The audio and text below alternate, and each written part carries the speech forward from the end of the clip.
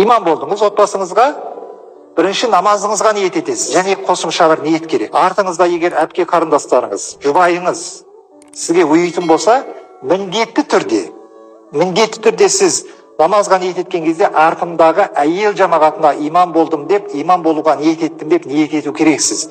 Егер ниет етпесеңіз солай, артыңыздағы ұйып тұрған әйелдер жамағатының намазы дұрыс болмайды. Түсінікті ме? Міндетті түрде әйелдер жамағатына деп қосу керексіз. Сондықтан имам болған кезде имамдар не істейді? Міндетті түрде жамағатқа, сосын артында ұйыған әйелдер жамағатына деп ниет етеді. Енді осы жерде бізге көп келетін сұрақтардың бірі, жалпы қандай адамдарға өзі әйел адамдар ұйып оқи алады?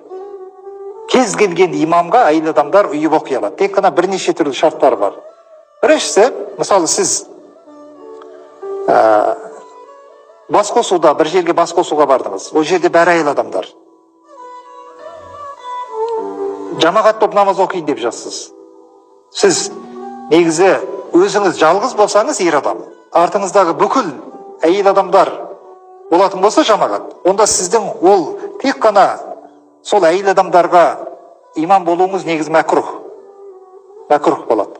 Бірақ қандай жағдайда мәкрух болмайды? Сол әйел адамдардың ішінде сіздің әйеліңіз болса, немесе қарындасыңыз болса, немесе мысалы не дейік, әпкеңіз болатын болса, кез келген бір махрамыңыз, анаңыз болатын болса, мәкрух болмайды ондай жағдайда.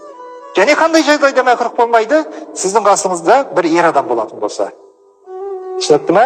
Ондай жағдайда мәкрух болмайды. Ал тек қана туысқандық қатынасыңыз жоқ, әйел адамдарға бір бөлмеде намазға имам болуыңыз, ол мәкрух. Бұл енді мәкрух болады деген сөз, намаздар мойнынан түседі. Сіздің де намаздарыңыз мойнынан түседі. Бұл жердегі мәкрух қай жақтан қарастырылған? Әйел адамдармен бір бөлмеде жеке ер адам қалып кетпеу керек, туысқаны болмаса қасында. Сол жағынан. Сондықтан бұл мәселеге біз көңіл бөлу керек екенбіз.